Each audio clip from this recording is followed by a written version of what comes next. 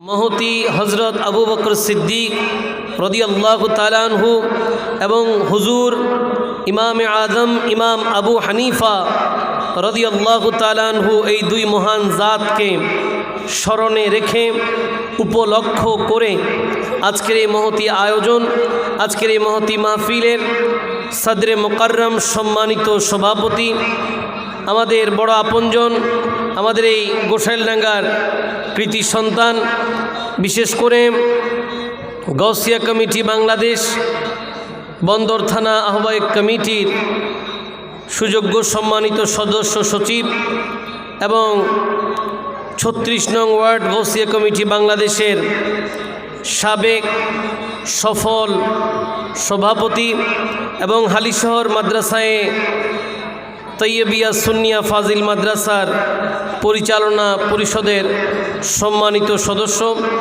জনাব আলহাজ মোহাম্মদ জাহাঙ্গীর আলম রাজু ভাই আজকের মাহফিলে ইতিমধ্যে তকরির করলেন।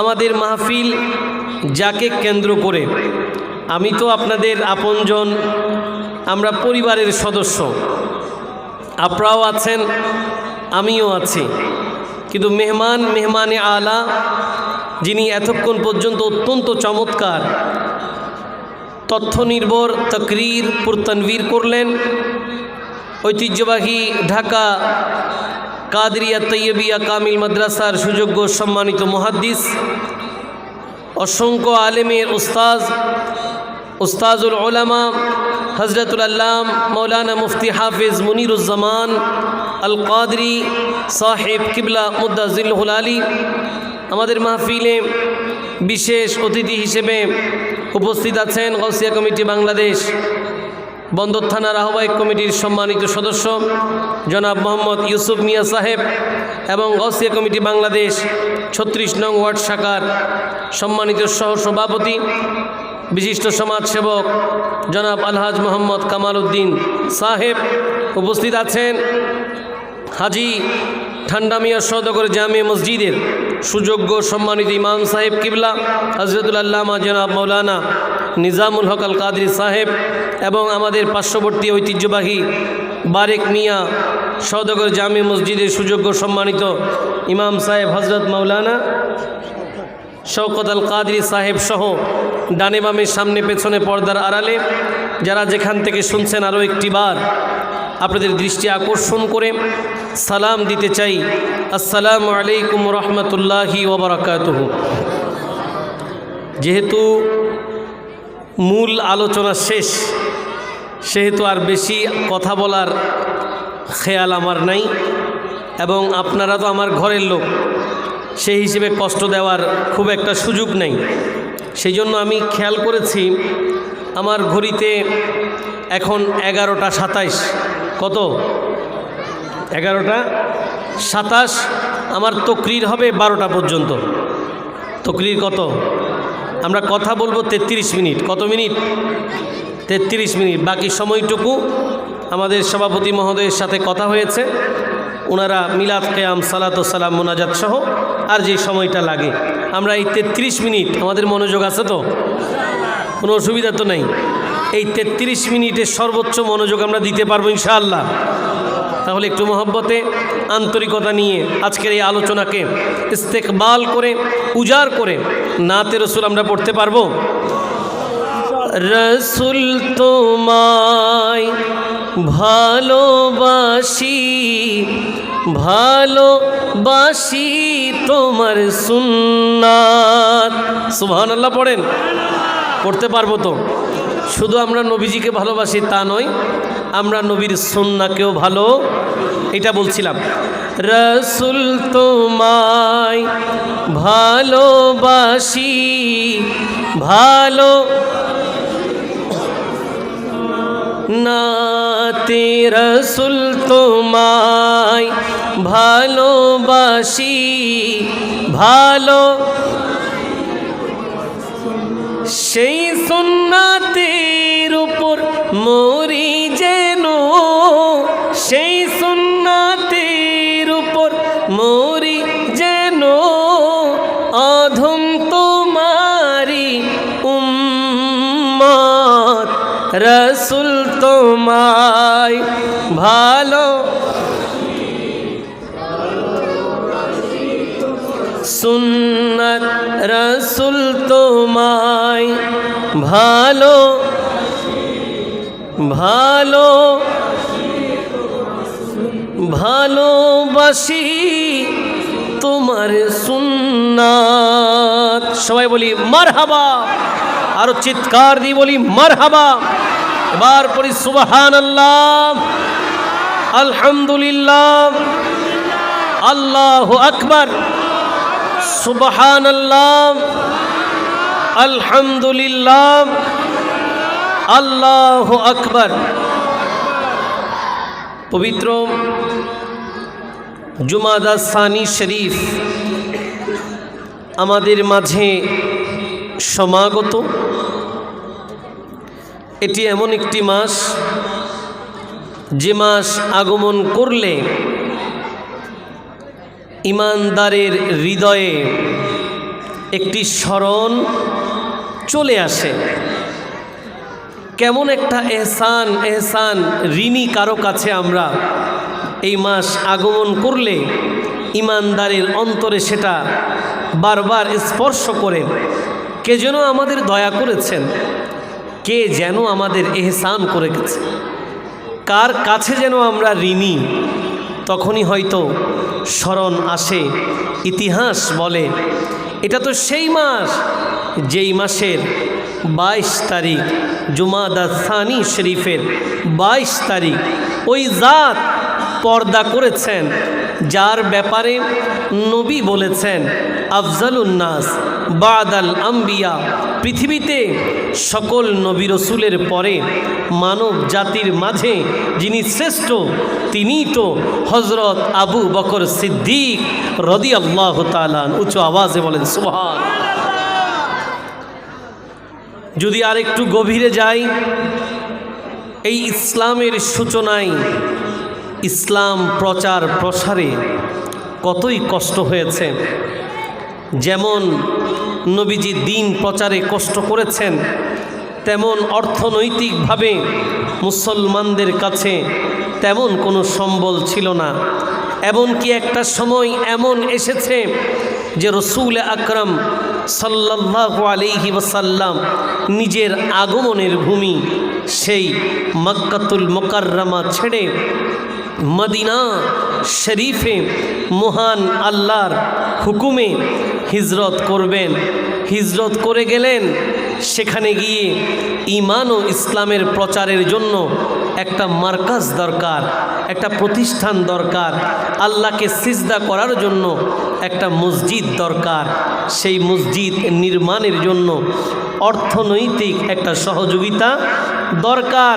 সেরকম একটা কঠিন মুহূর্তে আজকের যেই মদিনাতুল মুনাওয়ারা মসজিদে নববী শরীফ, সেই মসজিদে নববী শরীফের জায়গা নির্মাণ করার ক্ষেত্রে যিনি সর্বোচ্চ গুরুত্বপূর্ণ দায়িত্ব পালন করেছেন, তিনি হজরত আবু বকর সিদ্দিক রাদিয়াল্লাহু তাআলা। আজকে আমরা দান করি দানবীর হওয়ার জন্য, সেবা করি সমাজ সেবার সেবকের লকবটা নেয়ার জন্য। অনেকে তো আবার নিতান্ত রাগ করেন দানবীর বলা হয় নাই বলে। অনেকে আবার বলেন যে আমাদেরকে সমাজ সেবক বলা হয় নাই বলে অনেকে রাগ করেন। যেমন এই মাহফিলটা তার একটা জীবন্ত উদাহরণ। আমি এই মাহফিলের ব্যানার লিফলেট দেখে কথা বলেছিলাম যে এই লিফলেটের মধ্যে কিছু অপ্রয়োজনীয় শব্দ আছে, যেমন পদবীর আগে সম্মানিত, এই শব্দটা এখানে লেখার দরকার নাই। এটা উপস্থাপক তিনি বলবেন যে সম্মানিত তিনি অমুক জায়গার, এই সম্মানিত জায়গাটা এখানে লেখার দরকার। কিন্তু আপনি এই ব্যানারে খুঁজে দেখবেন অনেক জায়গায় সম্মানিত চেয়ারম্যান, সম্মানিত মুহাদ্দিস, সম্মানিত আরবি প্রভাষক, সম্মানিত খতিব, সম্মানিত সদস্য সচিব, সম্মানিত সদস্য কমিটির সদস্য, এভাবে বারবার সম্মানিত আসলো কেন? আমি জিজ্ঞেস করেছিলাম যে এতবার আসলো কেন? বলে হুজুর সম্মানিত না দিলে রাগ করে। নাউজুবিল্লাহ বলবেন না? এটা কেমন কথা? আমি বললাম ব্যানারের একটা নীতিমালা আছে। আপনি একটা ব্যানার করবেন, লিফলেট করবেন, এটার একটা নীতিমালা আছে।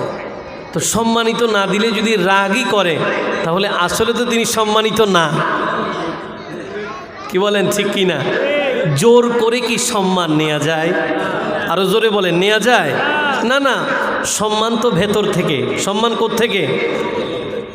আজকে যারা এখানে ডায়েসে বসে আছেন ওনারা তো আমার চেয়েও সম্মানিত। সুবহানাল্লাহ পড়েন। আপনি এলম কালামের কথা একদিকে রাখেন, আমাদের এখানে সবাইকে যদি এক কাতার করেন, আমি আমার ডানে বামে অন্তত যাদেরকে দেখছি, হয়তো একজন বাদে বাকিরা সবাই আমার অন্তত একদিনের হইলেও বড় হবে, ঠিক কি না? আমি একজন শকত সাহেবকে রাখলাম, ওনাকে আমার কাছাকাছি রাখছি, বাকিদেরকে আমার বয়সে একদিনের হইল এলম কালাম বাদ, আমি মাদ্রাসায় কি খতিব বাদ, একটা জায়গায় ওনারা আমার চেয়ে সম্মানিত। কীরকম? পৃথিবীতে ওনারা আমার আগে এসেছেন, ওই আগের মুহূর্তে অন্তত একবার হলেও আমার চেয়ে বেশি আল্লাহকে সিজদা দিয়েছেন। জোরে বলেন সুবহানাল্লাহ। একবার হলেও ওনারা সুবহান রাব্বিয়াল আলা সিজদাই বলেছেন।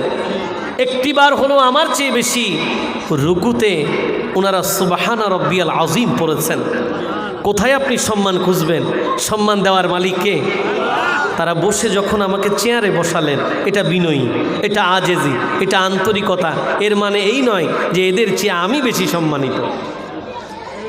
এই বিশাল মজলিসে এমন একজন ব্যক্তি এমন আছেন যাকে আপনার দেখলে মনে হবে না সে সম্মানিত, কিন্তু আল্লাহর দরবারে সে দামি। কেন? আল্লাহর দরবারে দামি হওয়ার জন্য পোশাক লাগে না, আল্লাহর দরবারে দামি হওয়ার জন্য চেয়ার লাগে না, আল্লাহর দরবারে দামি হওয়ার জন্য চমৎকার শুটেড বুটেড লাগবে না, নাম যশ খ্যাতি লাগবে না। তো ওখানে দামি কেমনে হয়? রব্বে করিম জানিয়েছেন, নবীজির মাধ্যমে আমরা জেনেছি, ইন্না ইন্না আকরামাকুম ইনদাল্লাহি আতকাকুম। আল্লাহর দরবারে সেই সবচেয়ে বেশি সম্মানিত যে আল্লাহকে সবচেয়ে বেশি ভয় করে। জোরে বলেন না সুবহান।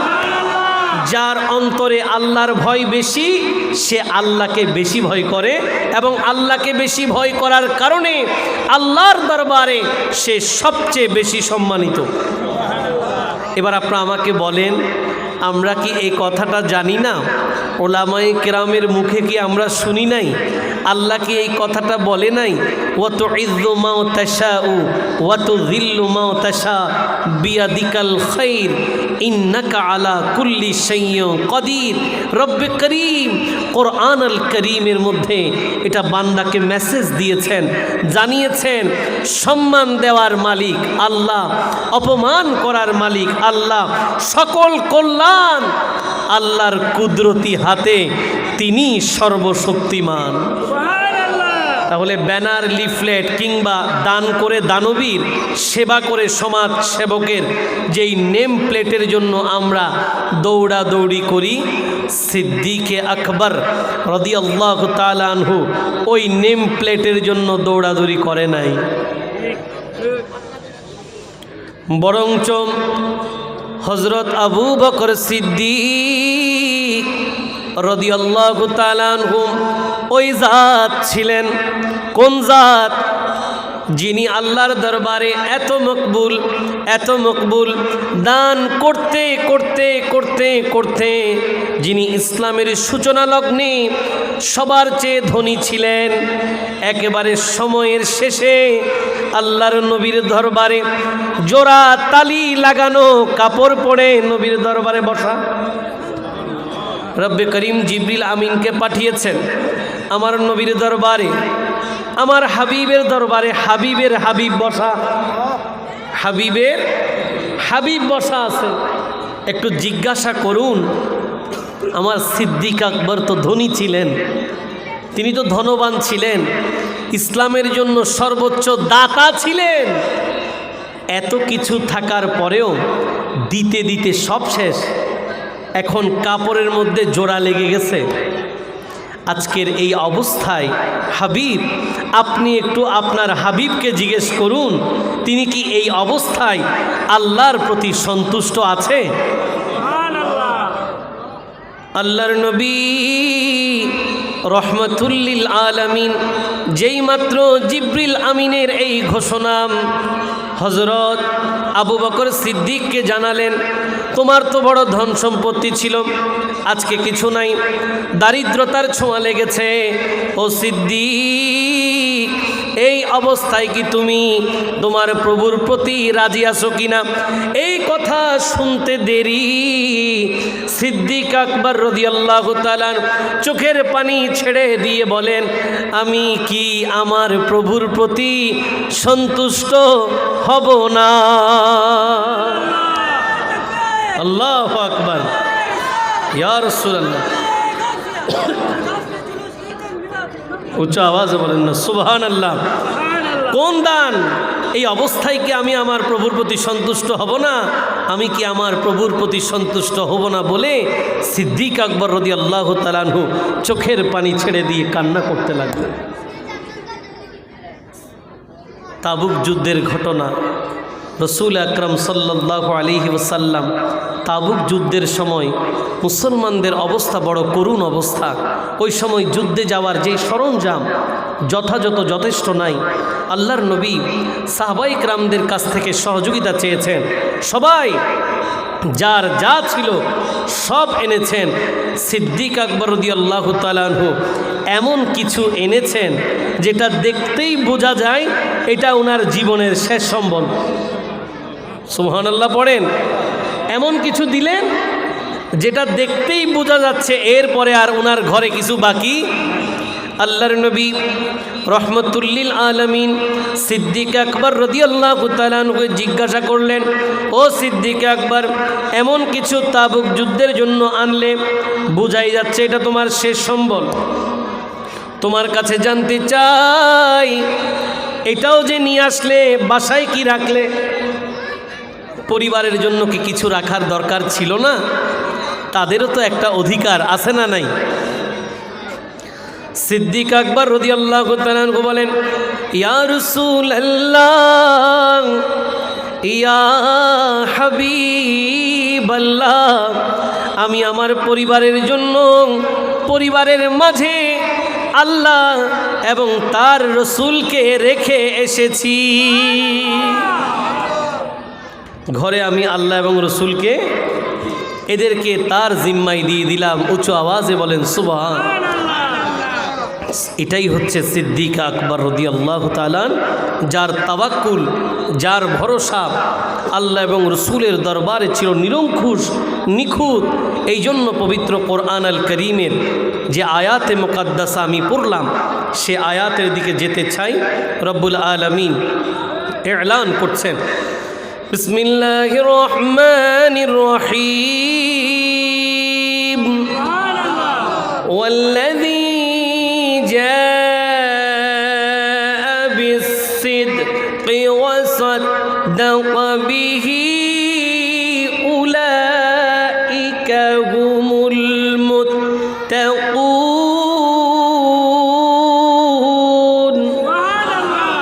রব্বুল আলামিন হাকিমুল হাকিমিন পবিত্র কোরআন আল করিমের সূরা জুমার 33তম আয়াত রব্বুল আলামিন এলান করেন, ওয়াল্লাযী জাআ বিস-সিদক, যিনি সত্য ধর্ম নিয়ে আগমন করলেন, ওয়া সাদ্দাকা বিহি, যিনি এই ধর্মকে সত্যায়ন করলেন, উলাইকা হুমুল মুত্তাকুন, তারা উভয়েই মুত্তাকি।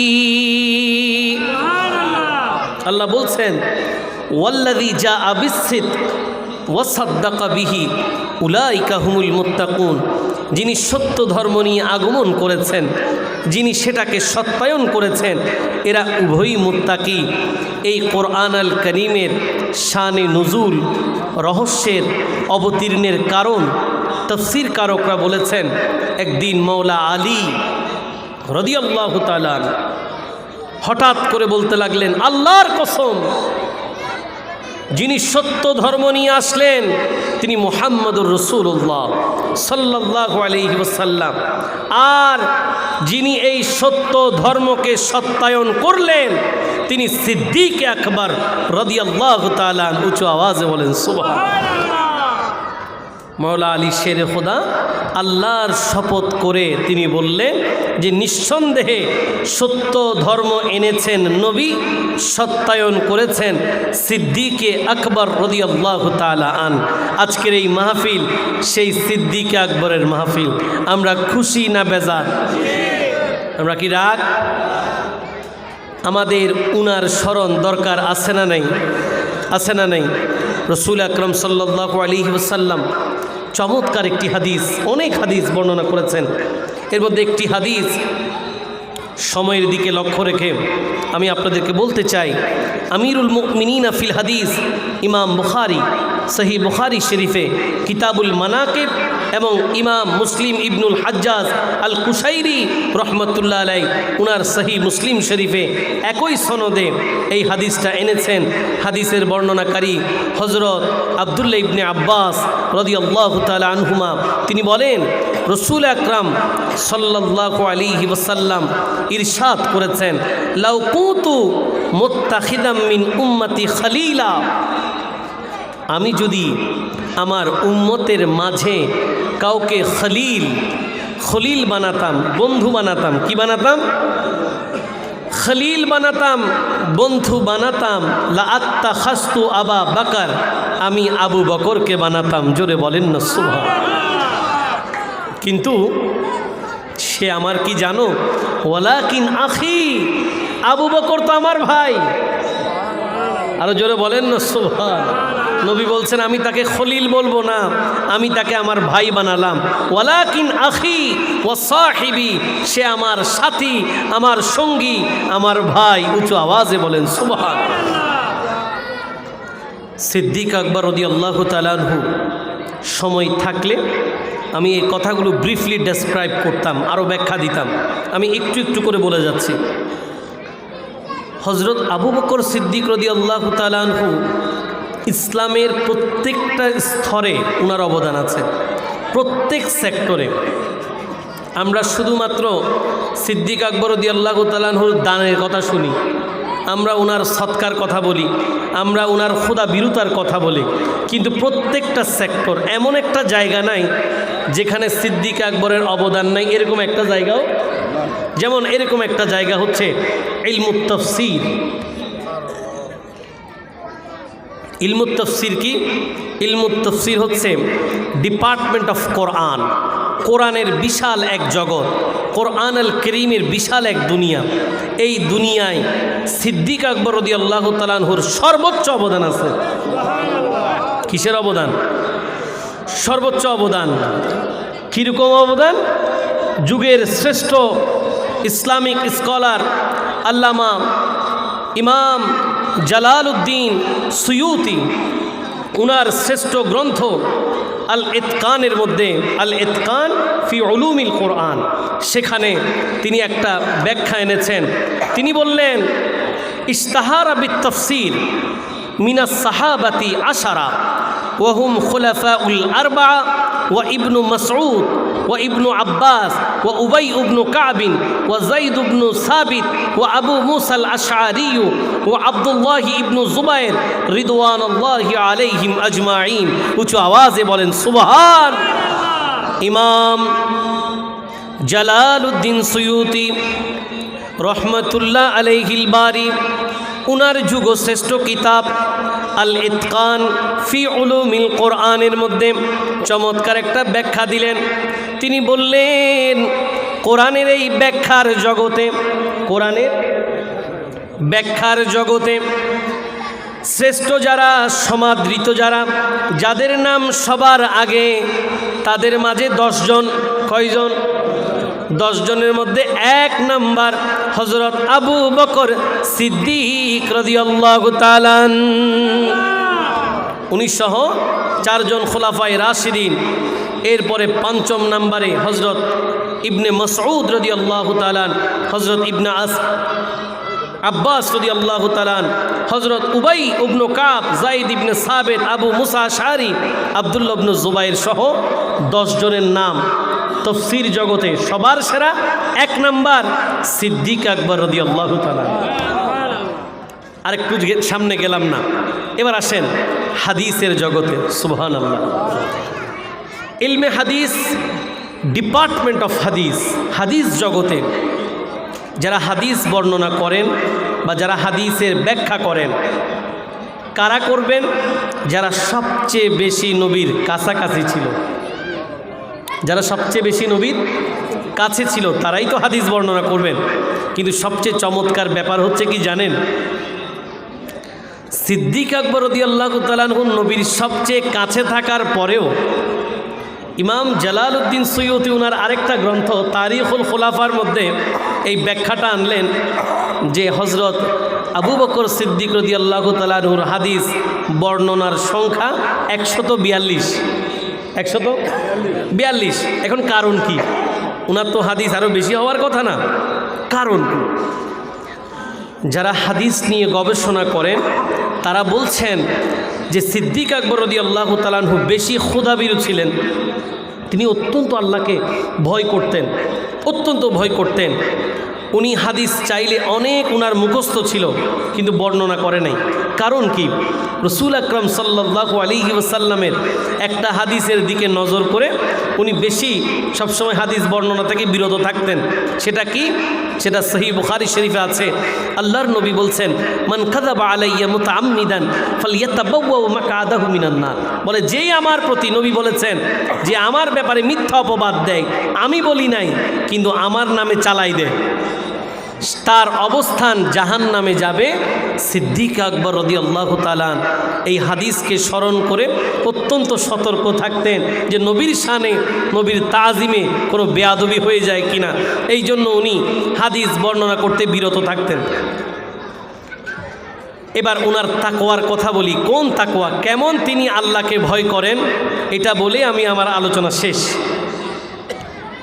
রাসূল আকরাম সাল্লাল্লাহু আলাইহি ওয়াসাল্লামের এই প্রিয় সাহাবী হযরত আবু বকর সিদ্দিক রাদিয়াল্লাহু তাআলা, উনি এত বেশি খোদা ভীরু ছিল, এত বেশি তাকওয়াবান ছিল, এত বেশি ফরহেজগার ছিল,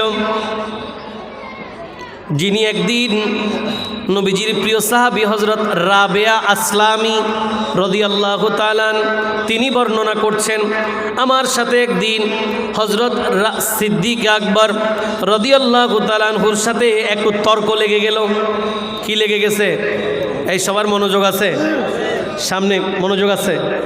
আপনাদের মনোযোগ আছে তো? আমাদের আলোচনা কিন্তু শেষ দিকে। কয়টা পর্যন্ত করব বলছি? আর বেশিক্ষণ আছে? আমরা তো এক সময় ওই যে মানুষ ওয়াজ করলে একটা জমানা ছিল, হয়তো হুজুর দৈর্য হয়তো হত্যা সারিবে হনো জানে, এরকম একটা জমানা ছিল। কি বলেন, ঠিক কিনা? তবে আজকের এই স্টেজ থেকে এটা একটা শিক্ষা নেন যে এখনকার ওলামায়ে কেরাম, আহলে সুন্নাহ ওয়াল জামার ওলামায়ে কেরাম, ওনারা অনেক মডারেট। ওনারা আপনি তকরির না শুনলে আপনাকে তকরির করবে না। আপনি বিরক্ত হলে আপনাকে কোরআন হাদিস কথা বলার দরকার। আপনার ঘুম হারাম করে মাহফিল করার কোনো দরকার। আমরা চাই যেটুক সময় আছেন এটা আন্তরিকতা দিয়ে অন্তরে লালন করেন। এইটুক যদি আপনি ইবাদত করতে পারেন তাহলে আপনিও দামি, আমরাও দামি, মাহফিল কমিটিও দামি। আল্লাহ সবাইকে কবুল করুক, সবাই বলি। তাহলে এই আন্তরিকতা ভালোবাসা নিয়ে একটু উঁচু আওয়াজে আল্লাহর জিকির করতে পারবো সবাই একসাথে? হাকে লা ইলাহা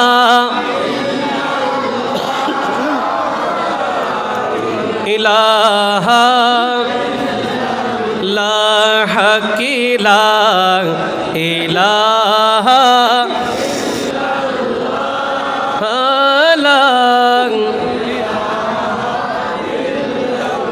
হাসবি রব্বি জাল্লাল্লাহ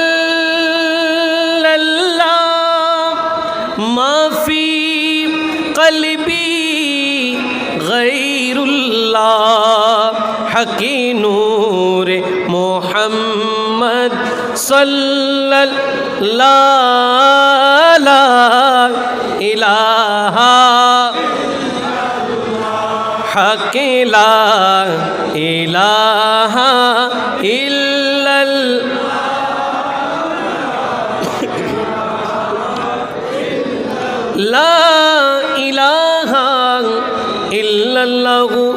মুহাম্মাদুর রাসূলুল্লাহ সাল্লাল্লাহু তাআলা আলাইহি ওয়াসাল্লাম।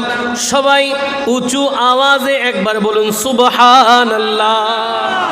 আর চিৎকার দিয়ে বলি সুবহানাল্লাহ, আলহামদুলিল্লাহ, আল্লাহু আকবার। ইয়া আল্লাহ, ইয়া আল্লাহ, ইয়া রাসূলুল্লাহ, ইয়া হাবিবাল্লাহ, আল্লাহু আকবার। নবীজির প্রিয় সাহাবী হযরত রাবেয়া আসলামী রাদিয়াল্লাহু তাআলা আনহু তিনি বলেন, সিদ্দিকে আকবর রাদিয়াল্লাহু তাআলা কোন জাত, কেমন তাকওয়া, কেমন খোদাবীর উনার অন্তরে ছিল।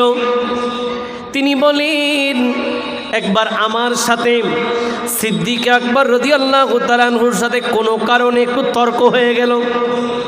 তর্ক হওয়ার কারণে সিদ্দিক আকবর রাদিয়াল্লাহু তাআলা আনহু আমাকে কিছু এমন কথা বললেন যেটার কারণে আমি রাগ করি। কিছু কটু কথা বললেন যেটার কারণে রাবেয়া আসলামী রাদিয়াল্লাহু তাআলা মনে কষ্ট পাবেন। কিছু এই ধরনের তর্কে, এরকম অনেক সময় ঝগড়ায় মানুষ অনেক কথা বলে না, তো সিদ্দিক আকবর রাদিয়াল্লাহু তাআলা উনি হযরত রাবেয়া আসলামীকে কিছু কথা একটু রাগ করে বলে দিলেন তর্কে। কিন্তু রাবেয়া আসলামী রাদিয়াল্লাহু তাআলা বলেন, আমি আশ্চর্য হলাম, একটু পরেই উনি ওনার নিজের কথার জন্য এত বেশি লজ্জাবোধ করলেন, উনি আমাকে জোর করে বলতেছেন, আমি যা বললাম তুমি আবার আমাকে বলো, আমি যা বললাম তুমি আবার আমাকে সেই কথাগুলো বলো, তাহলে দুইজনের বদলা হয়ে যাবে। আমিও বললাম তুমিও বলে দাও, তা না হলে আমি নিজেকে আশ্বস্ত করতে পারছি না, আমার খারাপ লাগতেছে।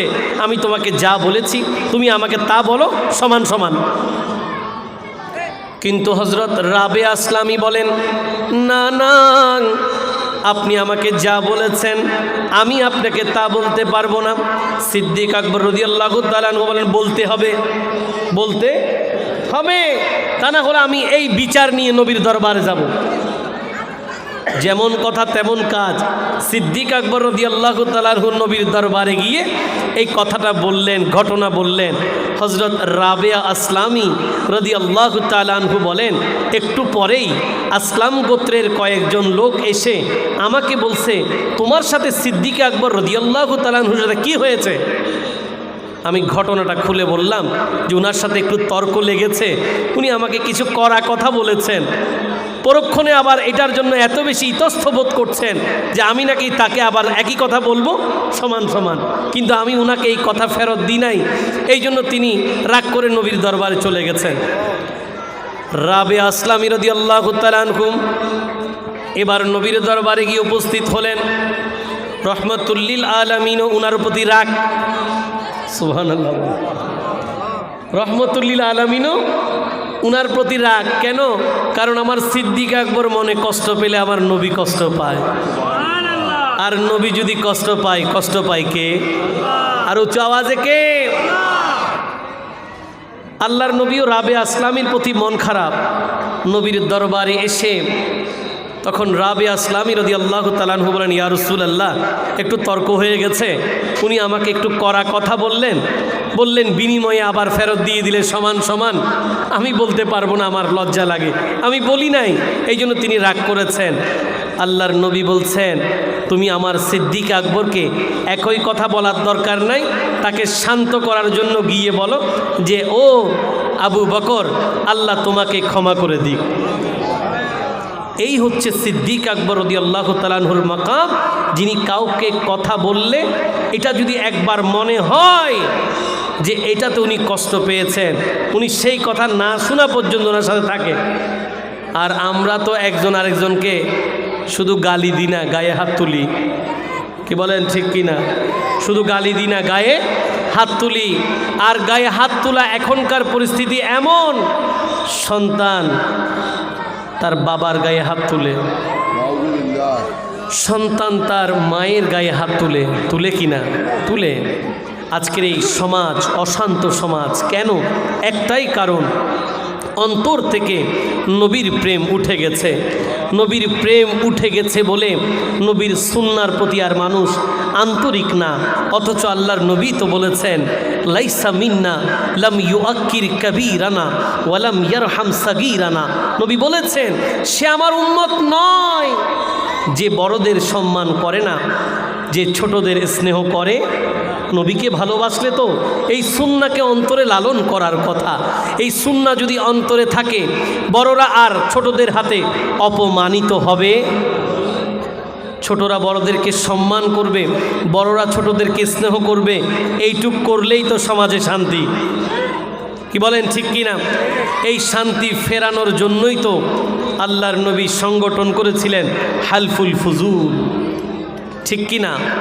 আজকে চমৎকার সংগঠন গাউসিয়া কমিটি বাংলাদেশ, যেটা কোনো আঞ্চলিক সংগঠন নয়, এটা বিশ্বব্যাপী তরিকতের সংগঠন, যার অবস্থান বাংলাদেশে না সারা বিশ্বে, যার দ্যুতি ছড়াচ্ছে। শুধুমাত্র মুসলমানদের মাঝে যার দ্যুতি ছড়াচ্ছে তা নয়, অমুসলিমরাও যেই সংগঠনের ভাইদের প্রতি কৃতজ্ঞ। গাউসিয়া কমিটি বাংলাদেশ সেই সংগঠন যাদের আয়োজন এত বিশাল পরিসরে আজকে হতে লাগলো। তাদেরকে যারা সহযোগিতা করেছেন, আগামী দিনগুলোতেও আমাদের এই গাউসিয়া কমিটি বাংলাদেশ হাজি ঠান্ডা মিয়া ইউনিট শাখার এই ভাইদেরকে আপনারা সহযোগিতা করবেন, সে আশা ব্যক্ত করছি। এবছর যেই ত্রুটিগুলো আমাদের হয়েছে, আমরা আশা করছি আগামী বছর আমরা আমাদেরকে সংশোধন করে নেব। আগামী দিনগুলোতে আপনাদেরকে পাশে পাব। আমাদের মা বোনরা যারা পর্দার ভেতর থেকে আমাদেরকে শুনছেন, মা বোনদেরকে বলবো, ঘরের মাঝে শান্তি ফেরানোর জন্য আপনি মা হয়ে সন্তানকে ভালোবাসুন।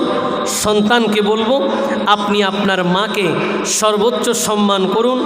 স্ত্রীদেরকে বলবো, আপনি আপনার স্বামীকে নিজের বাধ্য করবেন না, আপনি বাধ্য হয়ে যাবেন। আপনি আপনার স্বামীর অনুগত হয়ে পরিবারে ইবাদতের মাধ্যমে আল্লাহর রহমত তালাশ করবেন। আল্লাহ পাক সিদ্দিক আকবর রাদিয়াল্লাহু তাআলা আনহুর সাদকায় আমাদের সবাইকে কবুল করুক। ভালো থাকুন, সুস্থ থাকুন। আগামী দিন নতুন কোনো জায়গায়